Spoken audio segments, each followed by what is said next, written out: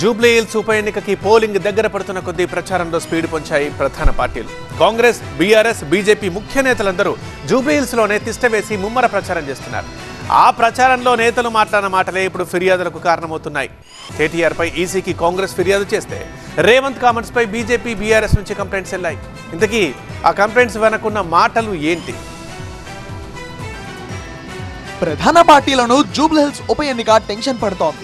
ఏ పార్టీకి ఆ పార్టీ ప్రజలను తమ వైపు తిప్పుకునేందుకు తీవ్ర ప్రయత్నాలు చేస్తున్నాయి. దివంగత ఎమ్మెల్యే మాగంటి గోపీనాథ్ భార్య సునీత గోపీనాథ్ కు టికెట్ ఇచ్చిన బీఆర్ఎస్ తమ ప్రచారాన్ని ముమ్మరం చేస్తే బీసీ నేత నవీన్ యాదవ్ ను రంగంలోకి దించి గెలుపే లక్ష్యంగా దూకుడుగా ముందుకు వెళ్తోంది కాంగ్రెస్.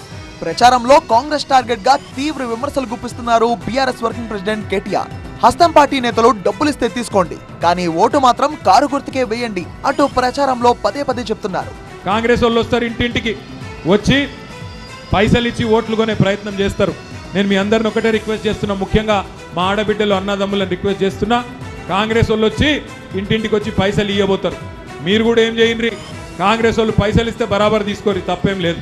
పైసలు వాళ్ళ పైసలేం కాదు, మందిని ముంచి సంపాదించిన పైసలు బరాబర్ తీసుకుంటారా లేదా? కానీ ఓటు ఎవరికేయాలి, ఏ గుర్తు? వాళ్ళు ఏం చేస్తారంటే షైజ్ ఆపమంటారు, ప్రమాణం చేయమంటారు. ప్రమాణం చేసుడు తెలుసు కదా, ఇట్లా దేవుని మీద ఒట్టేసి చెప్పమంటారు. మీరు ఏం చేయాలి ఎరికేనా? వాళ్ళు ప్రమాణం చేయమనగానే మీరు కూడా షైజ్ ఆపాలి, నిజాయితీగా షైజ్ ఆపి కళ్ళు మూసుకొని మనసులో తుప్పాలు అనుకోవాలి. లోపల అనుకొని బయటికి వాళ్ళు ఏం చేయమంటే అది చేయాలి.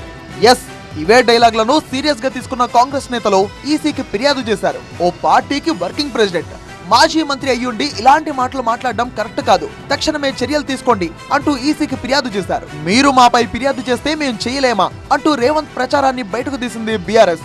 జూబ్లీ హిల్స్ లో కాంగ్రెస్ కాకుండా ఇంకో పార్టీ వస్తే పథకాలు రద్దవుతాయి అన్న కమెంట్స్ ను బయటకు తీసి ఈసీకి కంప్లైంట్ చేసింది కారు పార్టీ.